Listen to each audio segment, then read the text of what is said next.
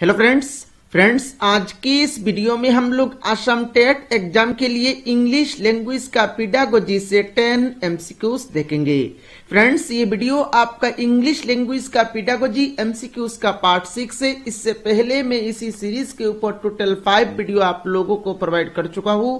अगर आपने अभी तक उन 5 वीडियोस को नहीं देखा है तो इस वीडियो के नीचे आप लोगों को प्लेलिस्ट का लिंक मिल जाएगा, उस लिंक के ऊपर क्लिक करके आप उन वीडियोस को देख सकते हैं। तो चलिए शुरू करते हैं आज की इस वीडियो।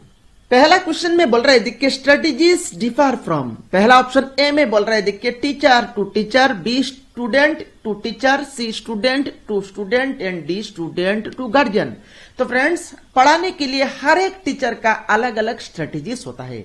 हर एक टीचर अलग अलग स्ट्रेटेजीज को फॉलो करके पढ़ाते हैं। तो strategies differ from teacher to teacher, और टीचर टू टीचर आपका ऑप्शन ए में दिया गया है। तो इस क्वेश्चन नंबर 1 का करेक्ट आंसर हो जाएगा आपका option A. Next question number 2 में बोल रहे देखिए the structural approach is based on the dash principles of language learning. Structural approach ये लैंग्वेज लर्निंग का कौन सा प्रिंसिपल के ऊपर बेस्ड है? पहला ऑप्शन ए में दिया गया है बारबेल, बी में साउंड, सी में नॉन बारबेल एंड डी में विजुअल। तो friends structural approach is based on the sound principles of language learning. तो इस क्वेश्चन नंबर 2 का करेक्ट आंसर हो जाएगा आपका ऑप्शन बी। क्वेश्चन नंबर 3 में बोल रहे देखिए communicative language teaching was developed in the era of revolutions in British language teaching traditions from late. ये जो कम्युनिकेटिव लैंग्वेज टीचिंग है ये कौन सा साल में डेवलप्ड किया गया था? तो कम्युनिकेटिव लैंग्वेज टीचिंग ये डेवलप्ड किया गया था आपका 1960 में। तो क्वेश्चन नंबर 3 का करेक्ट आंसर हो जाएगा आपका ऑप्शन ए। क्वेश्चन नंबर 4 में बोल रहे देखिए silent way is the method that encourages the dash to speak and use the language। Silent way ये किस तरह का मेथड है जी जो मेथड एनकरेज करता है dash to speak and use the language? पहला ऑप्शन ए में दिया गया है स्टूडेंट्स, बी में टीचर्स, सी में गार्जियंस एंड डी में पब्लिक। तो फ्रेंड्स यहां पर साइलेंट वे जो मेथड है ये आपका एनकरेज करता है स्टूडेंट्स को to speak and use the language. तो क्वेश्चन नंबर 4 का करेक्ट आंसर हो जाएगा आपका option A. Next question number 5 में बोल रहे देखिए communicative language teaching replace the. Communicative language teaching ये कौन सा अप्रोच को रिप्लेस करता है?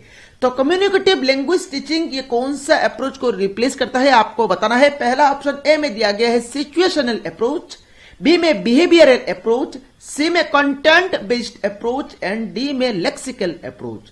तो फ्रेंड्स कम्युनिकेटिव लैंग्वेज टीचिंग ये आपका रिप्लेस करता है सिचुएशनल अप्रोच को। तो क्वेश्चन नंबर 5 का करेक्ट आंसर हो जाएगा आपका ऑप्शन ए। क्वेश्चन नंबर 6 में बोल रहे देखिए in total physical response the teacher gives the students instructions and the students follow the instructions by using. मतलब टोटल फिजिकल रेस्पॉन्स में टीचर स्टूडेंट्स को इंस्ट्रक्शंस देते हैं और स्टूडेंट्स जो टीचर इंस्ट्रक्शंस देते हैं उनको फॉलो करते हैं बाय यूजिंग कौन सा मेथड को यूज करके उन इंस्ट्रक्शंस को स्टूडेंट्स फॉलो करते हैं। पहला ऑप्शन ए में दिया गया है होल बॉडी रेस्पॉन्स, बी में पार्शियल बॉडी रेस्पॉन्स, सी में बारबेल लैंग्वेजेस एंड डी में नॉन बारबेल लैंग्वेजेस। तो फ्रेंड्स स्टूडेंट्स उन इंस्ट्रक्शंस को फॉलो करते हैं by using whole body response, और होल बॉडी रेस्पॉन्स आपका ऑप्शन ए में दिया गया है। तो क्वेश्चन नंबर 6 का करेक्ट आंसर हो जाएगा आपका ऑप्शन ए। क्वेश्चन नंबर 7 में बोल रहे देखिए a method is a practical implementation of. एक मेथड जो है ये किसका प्रैक्टिकल इंप्लीमेंटेशन है? पहला ऑप्शन ए में दिया गया है टेक्निक्स, बी में एन अप्रोच, सी में स्ट्रेटेजीज एंड डी में कंटेंट। तो फ्रेंड्स एक जो मेथड है ये मेथड आपका practical implementation of an approach, और एन अप्रोच आपका ऑप्शन बी में दिया गया है। तो क्वेश्चन नंबर 7 का करेक्ट आंसर हो जाएगा आपका ऑप्शन बी। क्वेश्चन नंबर 8 में बोल रहे देखिए approaches deal with general philosophies of. Approaches इनमें से कौन सा जनरल फिलोसफीज के ऊपर डील करता है? पहला ऑप्शन ए में दिया गया है टीचिंग, बी में लर्निंग, सी में जजमेंट एंड डी में वैल्यू एजुकेशन। तो friends, approaches deal with general philosophies of teaching, और टीचिंग आपका ऑप्शन ए में दिया गया है। तो क्वेश्चन नंबर 8 का करेक्ट आंसर हो जाएगा आपका ऑप्शन ए। क्वेश्चन नंबर 9 में बोल रहे देखिए, what is the study of languages. Study of languages को क्या कहा जाता है? तो स्टडी ऑफ लैंग्वेजेस को क्या कहा जाता है आपको यहां पर बताना है।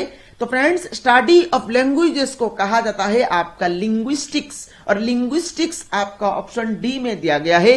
तो क्वेश्चन नंबर 9 का करेक्ट आंसर हो जाएगा आपका ऑप्शन डी।